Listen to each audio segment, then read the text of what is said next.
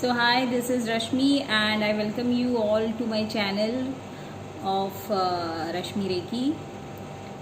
आप सब recce practice कर रहे हो और करते रहोगे और मुझे जो आपके जो एक्सपीरियंस शेयर कर रहे हो तो वो पढ़ के बहुत खुशी हो रही है कि आप लोग रेकी के ऊपर ट्रस्ट कर रहे हो और स्प्रेड कर रहे हो रेकी। सो आज मैं आप लोगों को ये बताने के लिए आई हूँ कि मेरे जो पेशेंट्स है और जो मेरे रेकी प्रैक्टिशनर्स है, ये लोग रेकी इतने लेवल तक प्रैक्टिस करते हैं कि पेशेंट खुद अपने आप को एक मिरेकल हीलिंग पावर से हील हुआ है ये समझने लगता है। तो ये एक स्मॉल उदाहरण है कि जैसे हम कोई भी बीमारी को फेस करते हैं, डायबिटीज़ हो या फिर कैंसर हो, HIV हो, कोविड कोई भी बीमारी, वेरिकोस वेन्स, तो ये जो भी बीमारी को हम जब फेस करते हैं तो ये बीमारी को जब हम ट्रीटमेंट करने के लिए डॉक्टर के पास जाते हैं तो ये ट्रीटमेंट को हम लोग एक्सपेक्ट करते हैं कि डॉक्टर हमें 1 महीना 2 महीने में ठीक करेगा। जैसे डॉक्टर हमको बताता है कि आपके बोन में गैप है, आपके आँखों का ये ऑपरेशन है या आपके आँखों का ट्रीटमेंट करो, या आपको कैंसर का शुरुआत है या आपको TB है। तो हमारा पहला सवाल ये रहता है कि डॉक्टर कितना दिन मेडिसिन लेना पड़ेगा या कितना वक्त लगेगा ठीक होने को, ठीक होने का गारंटी है भी या नहीं। सो आपको श्योर है कि आपको ये बीमारी है, ये आपको श्योर हो गया। दूसरी बात, आपको ये श्योर है कि ये बीमारी जाने के लिए टाइम लगेगा, तो आप डॉक्टर से कंफर्म कर रहे हो, मतलब 1 महीना 2 महीना। फिर ये डाइट चार्ट है, तो ये सब आप डॉक्टर से कंफर्म करते हो कि नॉनवेज खाना है, नहीं खाना है, मीठा खाना है, नहीं खाना है, कब तक नहीं खाना है। डॉक्टर ने कहा कभी नहीं खाना है तो हो गया डॉक्टर चेंज। अगर डॉक्टर ने कहा 1 महीना नहीं खाना है, अच्छा ये मतलब थोड़ा अच्छा डॉक्टर है। तो ऐसा होता है कि हम लोग डॉक्टर को भी पता है कि ये पेशेंट मतलब जो भी पेशेंट डॉक्टर के पास जाता है कि ये पेशेंट्स जो है, अगर इनको हम बोलेंगे कि आपको 2 साल दवाई लेनी पड़ेगी या आपको 5 साल दवाई लेनी पड़ेगी, तो ये पेशेंट हमारी सुनने वाला तो है नहीं। ऊपर से ये बीमारी जो है इसको डबल टिबल और रफ्तार से बढ़ा के आएगा। तो डॉक्टर आपको पहले बोलता है 1 मंथ आप दवाई लो, उसके बाद में फिर डॉक्टर आपको 1 मंथ के बाद बोलता है कि इम्प्रूवमेंट है, थोड़ा और एक महीना हम लोग देखते हैं। तो हाँ, आपको अच्छा लगता है कि हाँ 1 महीना इम्प्रूवमेंट है, तो आप फिर थोड़ा मतलब ओके फाइन, डॉक्टर ने बोला 1 महीना और। फिर डॉक्टर बोलते हैं हाँ इम्प्रूवमेंट है बट जैसा पहले था उतना नहीं है, तो आपको अभी थोड़ा मतलब ध्यान रखना पड़ेगा, नहीं तो फिर वैसे ही हो जाएगा। तो 3rd मंथ में आप थोड़ा इरिटेट वगैरह होके, क्योंकि आपने कोई अपनी अब फेवरेट चीज़ छोड़ी वगैरह रहती है, तो आप वो डॉक्टर की बात सुनते हो लेकिन बहुत गुस्से से सुनते हो। फिर 4th महीने में आप क्या करते हो, अभी डॉक्टर के पास जाऊँ या नहीं, तो आप थोड़ा 15-20 दिन डिले करते हो। तो फिर डॉक्टर बोलते हैं कि अरे आपको रिपोर्ट निकालना पड़ेगा, और रिपोर्ट में आता है कि अरे आपका थोड़ा बढ़ गया है क्योंकि आपने ध्यान नहीं दिया है।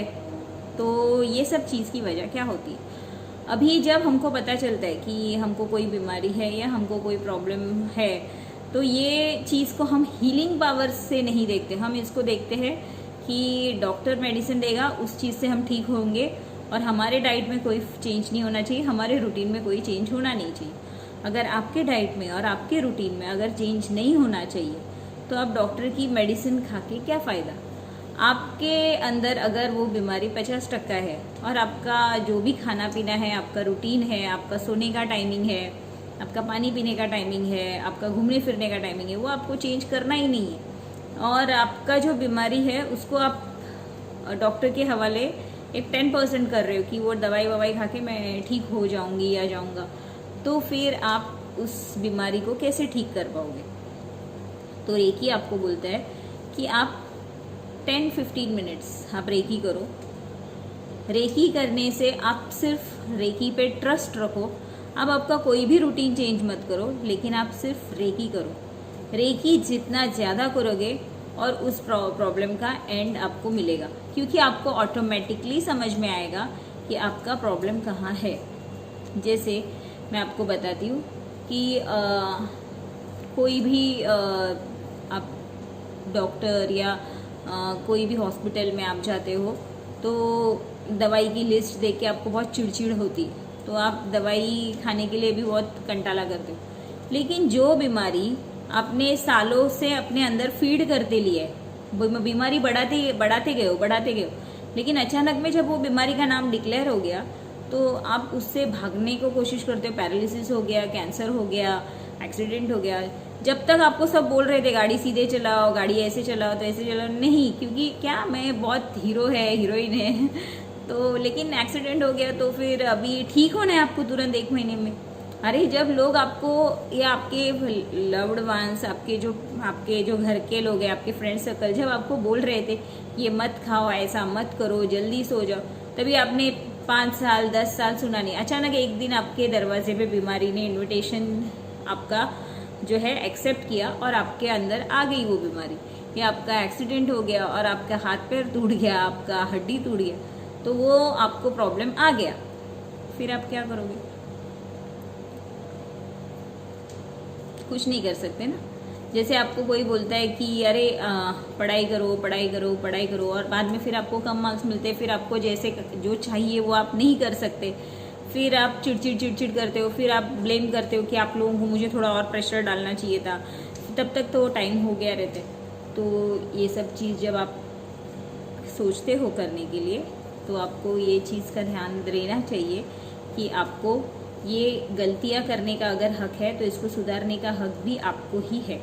तो ये सुधारने के लिए ही आपको जल्दी नहीं सोना है, आपको जंक फूड छोड़ना नहीं है, आपको कुछ भी नहीं करना है, रेकी करो। अंडरस्टैंड? रेकी करो। रेकी करने से किसी का कुछ भी नुकसान नहीं होगा और उस बीमारी के पीछे पड़ जाओ, उसको बोलो कि तू मुझे हील कर और वो तुमको हील करेगी।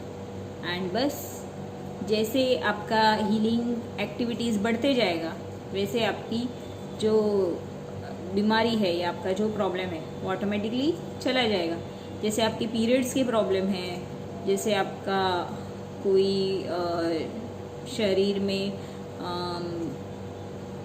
कुछ फैटनेस है जो कम नहीं हो रहा है, थायराइड का इश्यूज़ है, वेरिकोस का इश्यूज़ है, तो ये जो इश्यूज़ है ये बहुत ही सिंपल इश्यूज़ होते हैं। बस इसके रेकी के पीछे इतना लग जाओ कि ये आपको ठीक करे। और एक छोटा से आयुर्वेदा के जो एक परफेक्ट टीचर्स से उसके बारे में जानकारी लो कि इसके ऊपर आयुर्वेदा का क्या हो सकता है, क्योंकि आयुर्वेदा बहुत परफेक्टली आपके ऊपर असर करता है। तो वो खुद आप उस जड़ी बूटी से आप दवाई बनाओ, उसके बारे में स्टडी करो।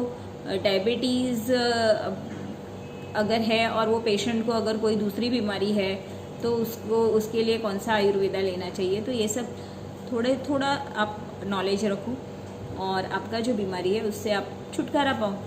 तो ये जो है ये मैंने इसके लिए आप लोगों को बताया है कि हीलिंग आपका कैसे बढ़ता है, और हीलिंग बढ़ने के साथ में ही आपको आपके मिस्टेक्स समझ में आते हैं।